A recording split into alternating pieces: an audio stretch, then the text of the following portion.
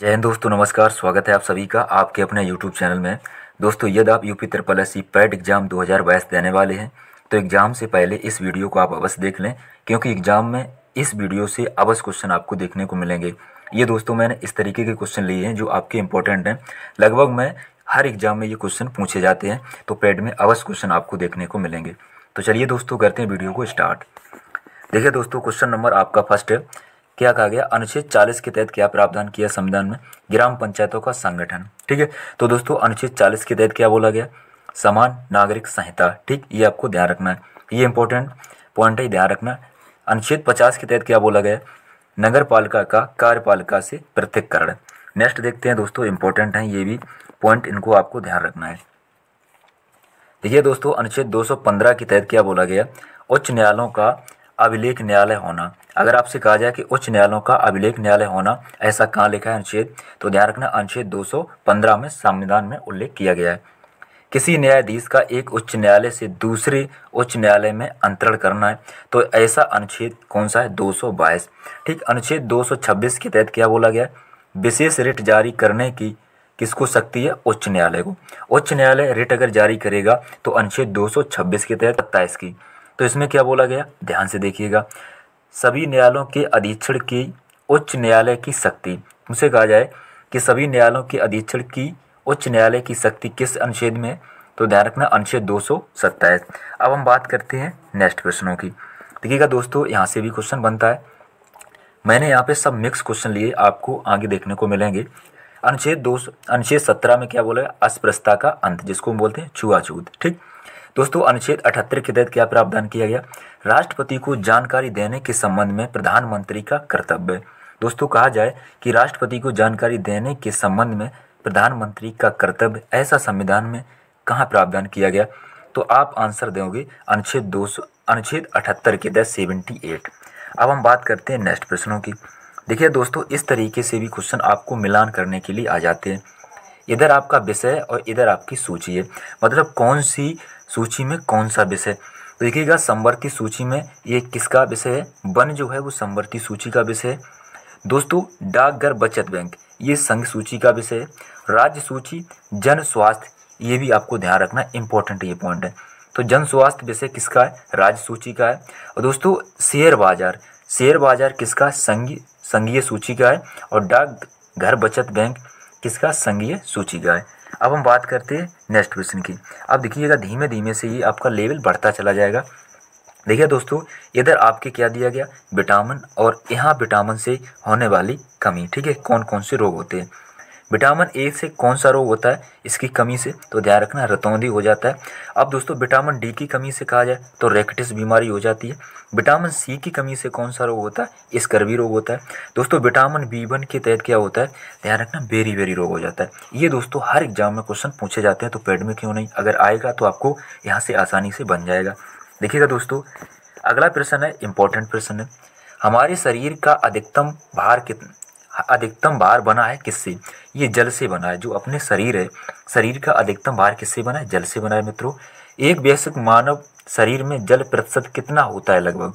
तो ये होता है 60 से 70%। एक वयस्क मानव शरीर में जल का प्रतिशत होता है।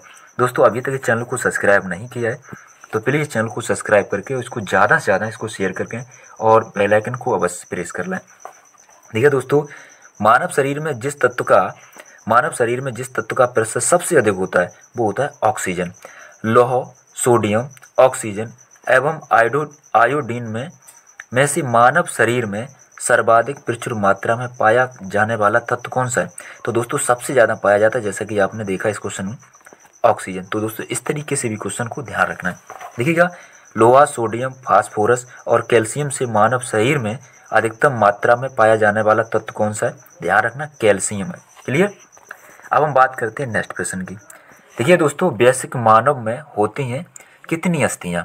तो दोस्तों, 206 होती हैं। मानव कंकाल में अब तक ज्ञात हड्डियों की संख्या कितनी है? 206। क्वेश्चन घुमा फिरा कर पूछ सकता है, लेकिन आंसर इसी तरीके से देना है। अब हम बात करते हैं दोस्तों, कौन सी संस्था किसके द्वारा स्थापित की गई? देखिए दोस्तों, अभिनव भारत की अगर हम बात करें तो इसके संस्थापक कौन है? बी डी सावरकर हैं। ये आपको ध्यान रखना है। अनुशीलन समिति के कौन है? अरविंद घोष हैं। जब 2021 का पैड हुआ था एग्जाम, तो दोस्तों यहाँ से क्वेश्चन आपका मिला था और यही क्वेश्चन पूछा गया था मेरे ख्याल से। ठीक है, आप जाइए, अगर प्रैक्टिस सेट लगाए तो अवश्य यहाँ पे सहमत हो जाओगे मेरी बात से। देखिएगा दोस्तों, गदर पार्टी के संस्थापक कौन है? लाला हरदयाल है। और स्वराज पार्टी के कौन है? CR दास, चित्तरंजन दास। ये आपको ध्यान रखना है। अब हम बात करते हैं नेक्स्ट प्रश्न की, देखिएगा ध्यान से।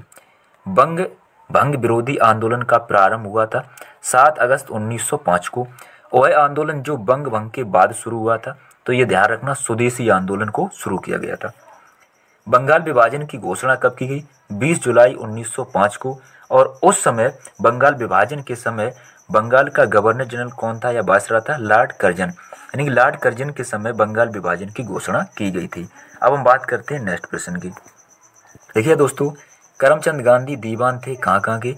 पोरबंदर, राजकोट और बंकानेर। ठीक है, तो आपको ध्यान रखना, ये कहाँ के थे? ये पोरबंदर, राजकोट और बंकानेर के करमचंद गांधी दीवान थे। महात्मा गांधी ने जिस कॉलेज से पढ़ाई की थी वह कॉलेज कौन सा है? तो ये दोस्तों है, ये ध्यान रखना, श्यामल दास कॉलेज, भावन नगर। दोस्तों पैड में महात्मा गांधी से संबंधित ये दिया गया है, सिलेबस में जाओगे तो मिलेगा, तो इनसे क्वेश्चन अवश्य एग्जाम में बनेगा। देखिए दोस्तों, दांडी यात्रा के साथ प्रारंभ हुआ था सवनीय अवज्ञा आंदोलन। अब हम गांधी जी की बात करें तो ध्यान रखना किस रूप में? कि दांडी मार्च। तो गांधी जी ने दांडी मार्च प्रारंभ किया था 22 मार्च 1930 को किया था। और कहाँ से किया था? तो ध्यान रखना, साबरमती से। गांधी जी ने दांडी यात्रा का प्रारंभ कहाँ किया था? साबरमती को, 12 मार्च 1930 को। देखिए दोस्तों, यहाँ पर दिया गया 1938 में भारतीय राष्ट्रीय कांग्रेस के अध्यक्ष निर्वाचित कौन हुए थे? तो ध्यान रखना, सुभाष चंद्र बोस। भारतीय राष्ट्रीय कांग्रेस के हरिपुरा, इंपॉर्टेंट है, हरिपुरा अधिवेशन की अध्यक्षता किसने की थी?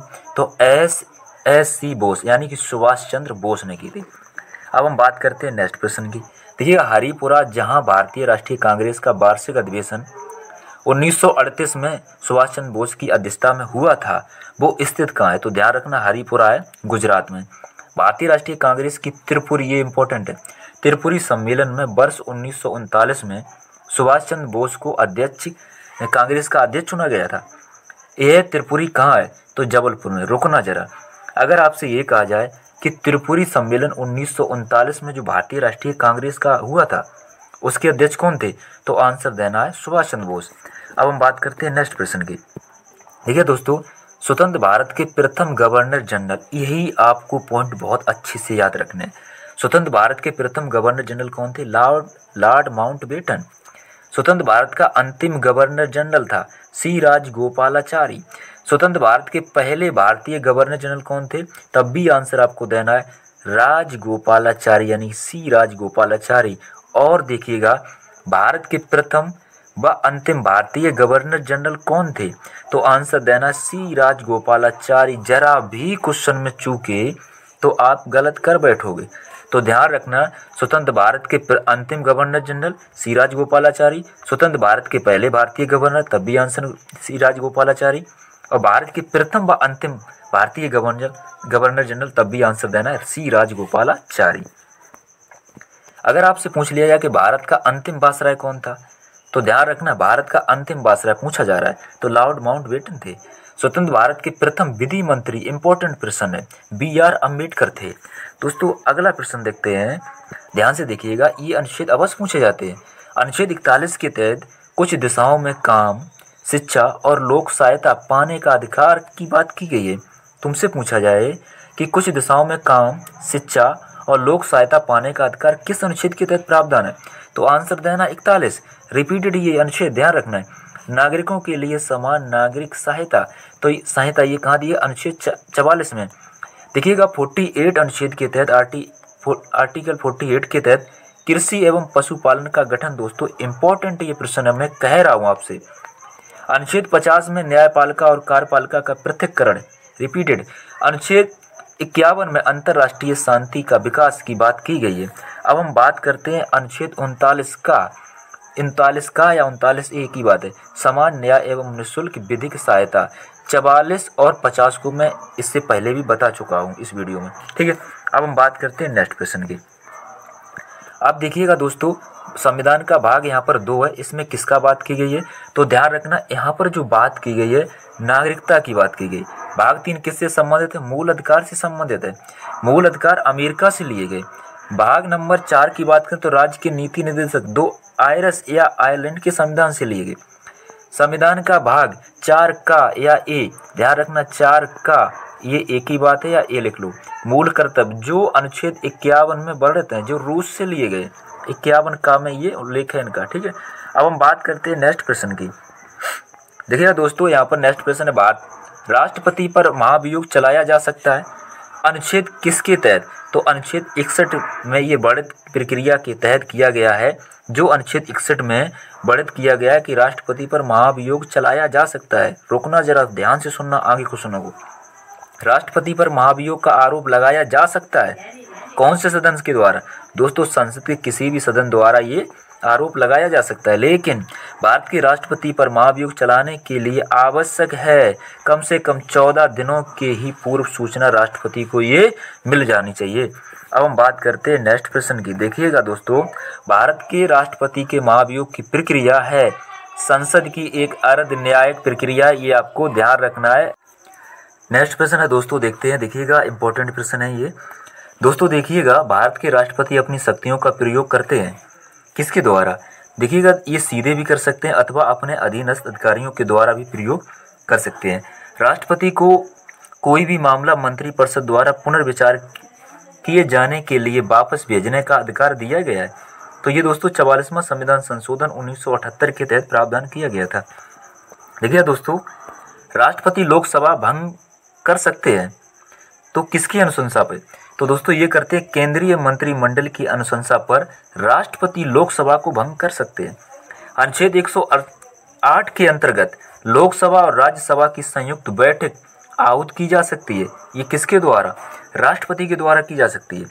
देखिएगा दोस्तों, नेक्स्ट प्रश्न है और ये इंपॉर्टेंट प्रश्न है, ध्यान से आप देखते चलिएगा। देखिएगा, राष्ट्रपति को उच्चतम न्यायालय से परामर्श करने की शक्ति किस अनुच्छेद के तहत है, अनुच्छेद 143 के तहत है।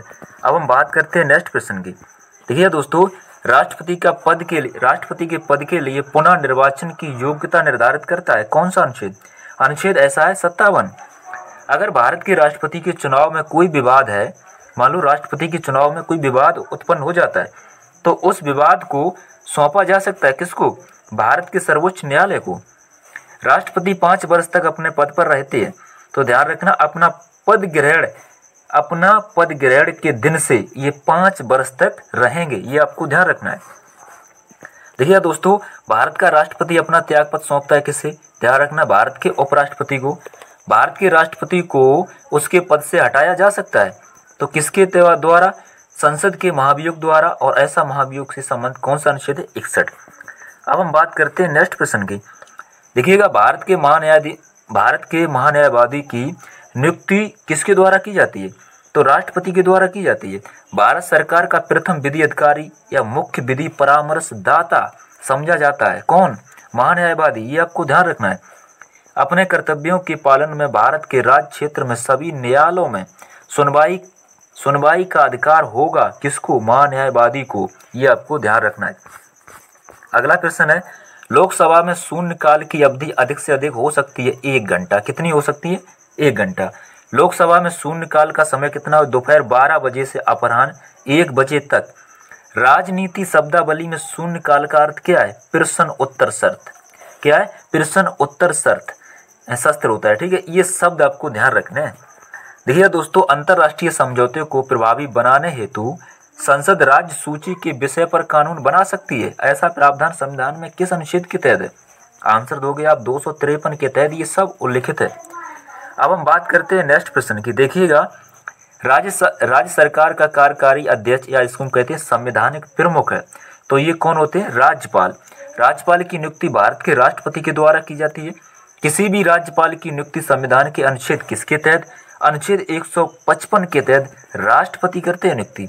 जम्मू कश्मीर के उपराज्यपाल की नियुक्ति कौन करेंगे, भारत के राष्ट्रपति करेंगे। लेकिन ध्यान देने वाली बात यह है कि 31 अक्टूबर 2019 से जम्मू कश्मीर तथा लद्दाख को 2 अलग अलग केंद्र शासित प्रदेश बन चुके हैं, ये भी आपको ध्यान रखना है। अब हम बात करते हैं नेक्स्ट प्रश्न की। देखिए दोस्तों, राज्यपाल को पद की शपथ ग्रहण करवाता है, तो ये उच्च न्यायालय के मुख्य न्यायाधीश करवाते हैं। किनको? राज्यपाल को पद की शपथ ग्रहण करवाते हैं कौन? उच्च न्यायालय के मुख्य न्यायाधीश। किसी भी भारतीय राज्य के राज्यपाल से संबंधित कथन कौन सा सत्य है? दोस्तों इस तरीके के भी क्वेश्चन बनते हैं। देखिएगा, वह भारत के राष्ट्रपति द्वारा नियुक्त होते हैं, बिल्कुल सही। वह एक से अधिक राज्यों का राज्यपाल हो सकता है, बिल्कुल सही। सामान्यतः वह 5 वर्ष तक पद पर रहता है, बिल्कुल सही। राष्ट्रपति इच्छा अनुसार यह पद पर रहते हैं, यानी कि राष्ट्रपति की इच्छा अनुसार के ही राज्यपाल अपने पद पर बने रहेंगे, ये भी सही है। उनमें राज्य की कार्यपालिका की शक्ति नियत होती है। 5 के 5 ये आपके कथन सही है, ये आपको ध्यान रखना है, क्योंकि राष्ट्रपति के इच्छा अनुसार ही राज्यपाल पद ग्रहण करेंगे, ये आपको ध्यान रखना। सीधी भाषा में कहें तो राज्यपाल राष्ट्रपति के प्रसाद पर्यंत के बराबर होते हैं। अब हम बात करते हैं नेक्स्ट प्रश्न की। देखिएगा दोस्तों, राज्यपाल, ध्यान रखना, राज्यपाल निम्नलिखित में से किस अनुच्छेद के तहत राष्ट्रपति के विचार के लिए किसी विधेयक को आरक्षित रख सकता है? तो अनुच्छेद 200 के अधीन। दोस्तों इंपॉर्टेंट प्रश्न है, मैं कह रहा हूँ आपसे, ध्यान रखना इसको। देखिएगा दोस्तों, अगला प्रश्न है, योजना आयोग का अंत किया गया। प्रधानमंत्री नरेंद्र मोदी ने। योजना आयोग की स्थापना 15 मार्च 1950 को हुई। योजना आयोग की स्थापना की गई थी, ध्यान रखना है, संघीय परिषद द्वारा एक विशेष प्रस्ताव पारित करके योजना आयोग की स्थापना की गई थी। कब? 15 मार्च 1950 को। योजना आयोग को प्रतिस्थापित करते हुए 1 जनवरी 2015 को इसका एक नया नाम हो गया, नीति आयोग। ठीक, पहले इसका योजना आयोग नाम था और 1 जनवरी 2015 से क्या विद्यमान हो गया है? ध्यान रखना, नीति आयोग। अब देखिएगा, जो नीति आयोग है ये संघीय मंत्रिपरिषद द्वारा पारित एक विशिष्ट प्रस्ताव से है। किससे? एक विशिष्ट प्रस्ताव से। अब हम बात करते हैं नेक्स्ट प्रश्न की। मेरे ख्याल से इतना ही है इसमें। हाँ दोस्तों, इतना ही है। दोस्तों ये वीडियो आपको कैसा लगा हमें कमेंट बॉक्स में कमेंट अवश्य करें। दोस्तों एग्जाम से पहले आप इस वीडियो को 1 से 2 बार अवश्य देख के जाएं, यहाँ से आपको अवश्य क्वेश्चन मिलेंगे। और इससे ही संबंधित मैंने बहुत सारे वीडियो बना के डाले, जिसकी मैंने प्लेलिस्ट बना दी। अगर आपने वो वीडियो सभी देख लिए तो उम्मीद है आपको पैड में जीएस कहीं भागना नहीं पड़ेगा, जीएस आपको यहीं से मिल जाएगी। वीडियो देखने के लिए बहुत बहुत धन्यवाद। Thank you for watching.